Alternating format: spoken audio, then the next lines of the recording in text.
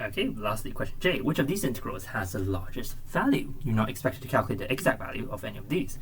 I mean, if someone knows how to calculate the exact value of these, then they probably shouldn't be doing the MAT, and they should be doing something else in life. Okay, either way. So how should we do these questions? So when you see these questions, the first thing you think about is which ones are positive and which ones are negative. Yeah, that's always the strategy. Yeah? So which one of these give me a positive value and which one of these will give me a negative value? Well, for example, A, the function, the integrand, the x squared minus 4 times sine to the power 8, the sine to the power 8 is always positive, right? Always. X squared minus 4 is always negative, right? Between 0 to 2. Between 0 to 2, x squared minus 4 is always negative. Yeah, well, not the boundary, of course. Yeah, ignore when x is 2, because you don't care about the boundaries in integration. So this whole chunk is always negative. This function is always negative over the interval, right? So when you integrate it, you must get a negative area. Yeah? So A is the negative guy. Okay, so if we find a positive guy somewhere later, then A is definitely not the answer. And that's the strategy. So for example, D is something to the power 6, right? That's definitely positive. This guy is definitely positive, something to the 6, right? So you already know that A is not the answer. Yeah, that's a very good strategy for these questions. So what else is negative? What else is negative? So if you see, this E is also negative. Yeah, E is also negative. Why? Because sine cubed of x is between negative 1 and 1, right? The output is between negative 1 and 1. If you subtract 1, then the whole thing is between negative 2 and 0, which is always negative, right?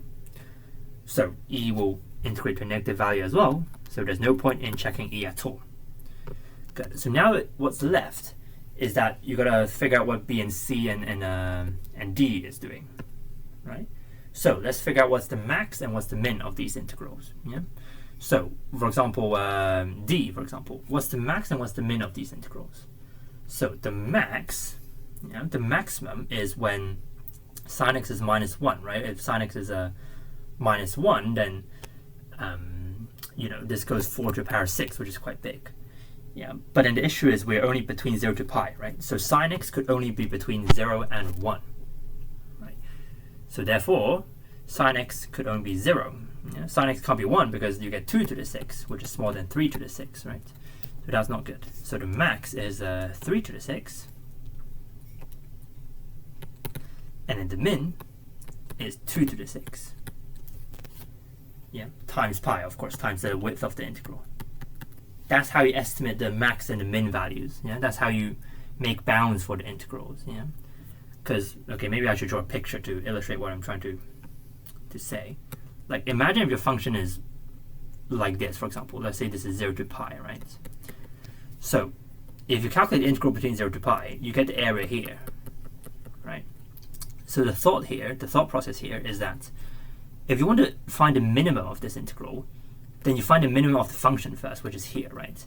And then you estimate this rectangle. Yeah, so you use the value of the function, which is the height of the rectangle, times the width of the interval. Yeah, so that's why I go 2 to the 6 times pi. That's the rectangle there. Yeah, that's the picture thought. What if I want the max? Same logic, right? You take the maximum of the function, which is there, yeah, and then you find the rectangle here, right? So that's why it's 3 to the 6 times pi.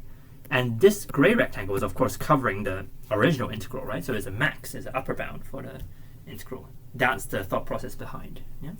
Okay, same logic for the rest. So max min there. Okay. How about option B? What's the max and what's the min? You probably know at this point. So the min is, of course, when cos x is minus 1. So 1 cubed times the width, 2 pi. Where's the max? The max is when cos x is positive 1, yeah, so 3 cubed times 2 pi. Yeah, same logic, max or min times the width. Okay, how about option C?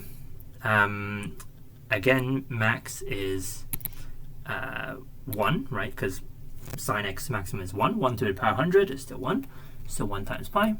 And then the min is how many? Is 0 times pi. Good. Okay, so I think it's clear that D is definitely the biggest, right? Because the minimum of D is still 2 to the power 6. Yeah, that's already very big. It covers everything else. Yeah. So final answer, D. That's how you compare integrals.